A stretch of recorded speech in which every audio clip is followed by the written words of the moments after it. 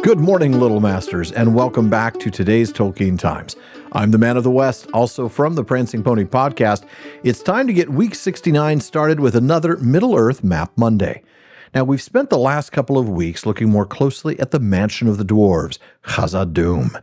First, its founding by Durin the Deathless, or the lived so long we thought he was, but we were wrong. But even Durin the really long-lived is too long a name.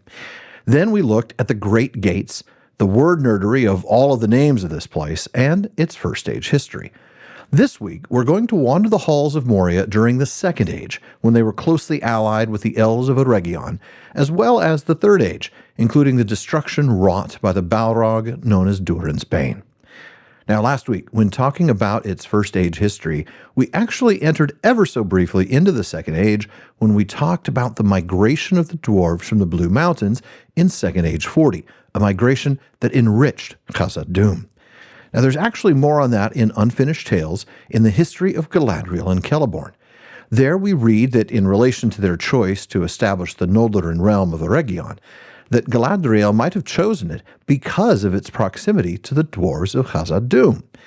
Now, granted, Celeborn wasn't a fan.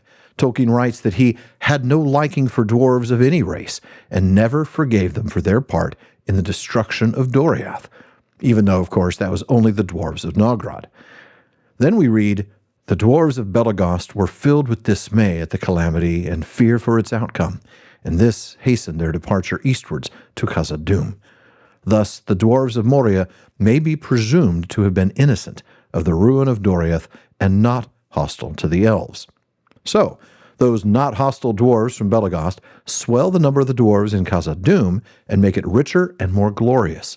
But they weren't the only reason that wealth grew. Now, going back to Galadriel and Celeborn briefly, that innocence didn't matter to Celeborn, but Galadriel, the text says, was more far-sightedness than Celeborn, recognizing that the only way to defeat the residue of evil that Morgoth had left behind him was by unifying all the free peoples, and that included the dwarves, who she saw with the eye of a commander, the finest warriors to pit against the orcs. So, she sees an alliance with the dwarves of Khazad-dûm as advantageous, and one of the Noldor in the company of Galadriel and Celeborn when they establish Eregion is a craftsman by the name of Celebrimbor. We read that he had a close relationship with the dwarves of Khazad-dûm, among whom his greatest friend was Narvi. Yes, those are the names that Gandalf reads on the doors of Moria on the west side.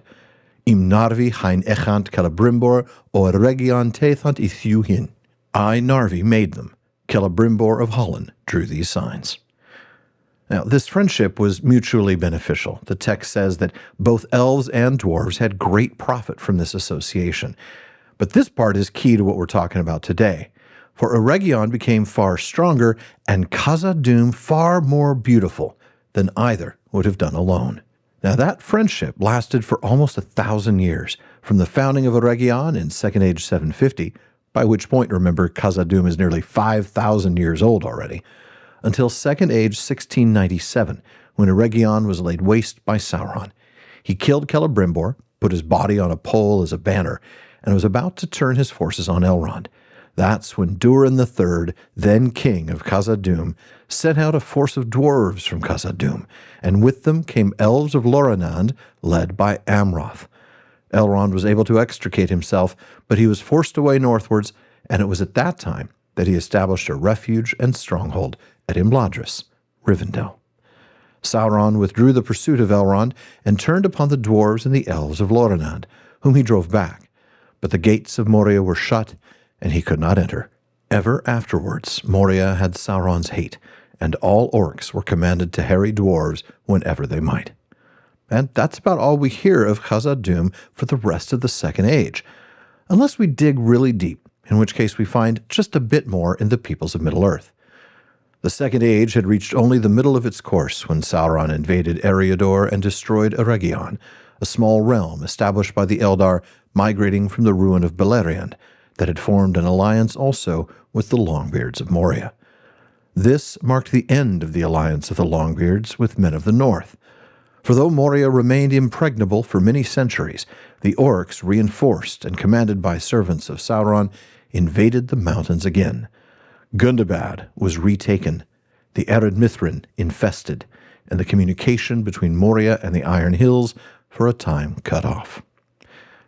Now, even though the dwarves in Khazad-dûm had shut the gates and were isolated from the outside world, they kept working. In Appendix A3 of The Lord of the Rings, on Durin's Folk, we read, "The power of Moria endured throughout the dark years and the dominion of Sauron.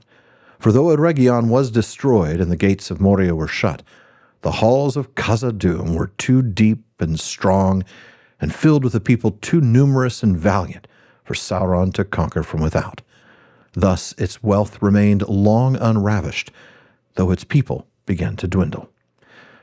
Now that wealth was based largely on Mithril, and that brings us to the Third Age. Going back to the appendix on Durin's Folk, it came to pass that in the middle of the Third Age, Durin was again its king, being the sixth of that name. The power of Sauron, servant of Morgoth, was then again growing in the world, though the shadow in the forest that looked towards Moria was not yet known for what it was. All evil things were stirring. Now, Durin the Sixth was, according to the family tree in the appendix, born in Third Age 1731. And yes, during his reign, all the evil things were stirring. Angmar was on the rise, fighting what remained of the North Kingdoms. Gondor lost its eastern provinces after the Battle of the Plains. But our focus is on the evil stirring within Khazad-dûm. The dwarves delved deep at that time, and this would be Third Age 1980, seeking beneath Barazinbar for Mithril, the metal beyond price that was becoming yearly ever harder to win. Thus they roused from sleep a thing of terror that, flying from Thangorodrim, had lain hidden at the foundations of the earth since the coming of the host of the west, a Balrog of Morgoth. Durin was slain by it, and the year after, Nain I, his son. And then the glory of Moria passed, and its people were destroyed or fled far away. The footnote to this offers us an intriguing thought. Perhaps the Balrog wasn't roused from sleep by the dwarves. As Tolkien suggests, they might simply have released it from prison. It may well be that it had already been awakened by the malice of Sauron. Now, after Khazad-dûm was abandoned, it was given the new name Moria, the Black Pit. And that's where we're going to stop for now. And folks, that wraps it up for Middle-earth Map Monday. But if you have a mailbag question you'd like me to answer in Series 10, or ideas for more Middle-earth Map Mondays, please email them to barlaman@theprancingponypodcast.com. Be sure to let Barlaman know it's for today's Tolkien Times. As always, I am grateful for the support of my patrons. You are the ones who make it possible for me to invest the time and resources into producing this show. Now, if you'd like to be a part of that, please visit patreon.com/TolkienTimes to find out how you can join the TTT Content Council, get a bonus episode every week, and more.